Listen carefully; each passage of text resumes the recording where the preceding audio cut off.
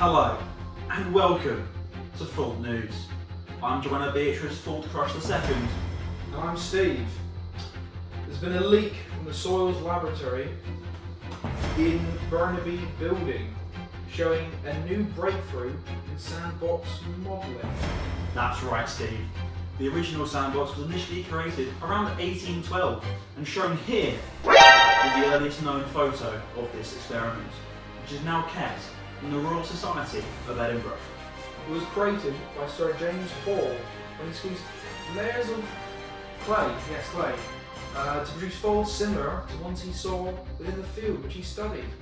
Now, let's go to Tessa, live in the lab, to show us this never before seen exclusive footage of the experiment. How's it going over there, Tessa?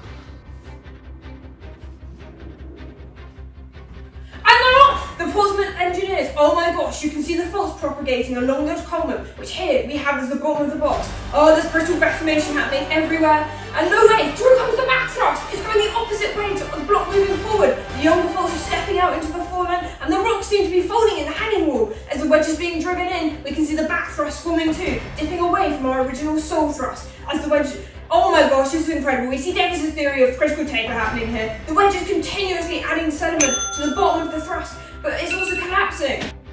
Holy fault! There's been a second leak from Burnaby building on OnlyFolds. Actually, sorry, coming in as Twitter. They seem to be testing the friction. There's talc all over the lab floor, creating a really slippery surface. The décollement is a boundary forming the lowest attachment in a foreland basin in a subduction zone. This here is the talc. In the box, it can be seen that the wedge forming is longer, but less thick. The angle of the slope also seems lower. I wonder what's going on. Melevier has done similar research to these students and found that low angle slopes are associated with low friction on the décollement. It looks like there's a student about to give an exclusive presentation. Max? Our experiment hypothesis asked, does the frictional resistance of the décollement influence the geological structures formed in compressive tectonic settings? Sandbox modelling was used to test our hypothesis, as it's quick and simple to carry out, providing good insight into the natural processes seen in the Earth's crust. 3 sandbox tests were devised to prove this hypothesis. One with no lining, the control, one lined with a layer of talcum powder on the base, and one lined with a base of sandpaper. Experiment assumptions were that the sand was assumed to have the same density as the upper crust, and the sand model was assumed to have the same internal friction as upper crustal rock.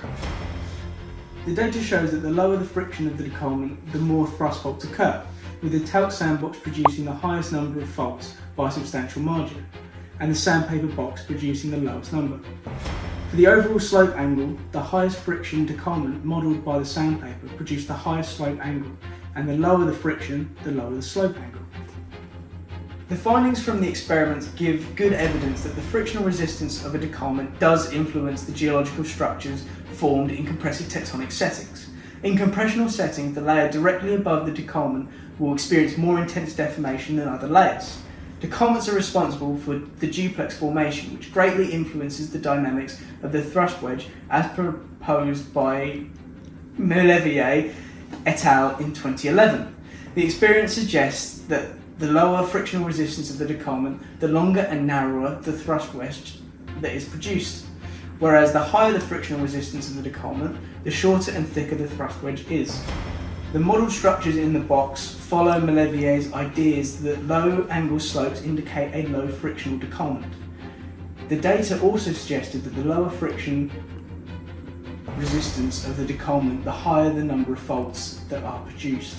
The talc experiment seen is a model of a thrust fault mountain range forming over a salt evaporite deposit like the Jura in Europe. The mountains extend across northwestern Switzerland to eastern France. The décollement is formed of Triassic evaporites represented by the talc. Shallow oceans form these salt deposits, creating a plane for a sole thrust confining the faulting. During the Pliocene epoch, compressional tectonic regimes led to thrust faulting belts above the décollement during thick skin deformation. The Jura fault ramps dipped between 20 to 30 degrees, as did our model. Thrusts have a mean dip of 37 degrees in the Jura, and our thrust faults modelled at a mean dip of approximately 39 degrees. Regional tectonic uplift in the central Jura is interpreted as being due to thrusting along the décollement.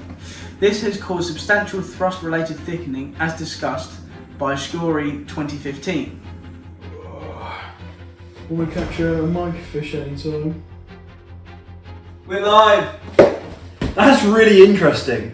Join us next week for some unseen exclusive footage of Andy Gibson actually answering an email. I've been Joanna Beatrice Fault Crush. And I'm Steve. Thank you and good night. It's murder on the fault plane. But you better not kill the groove. DJ, gonna burn this goddamn house right down. Oh, I know. About your kind. And so. I'll have to play. If you think you're getting away, I will prove you wrong. I'll take you all the way. Boy, just come along. Hear me when I say, hey.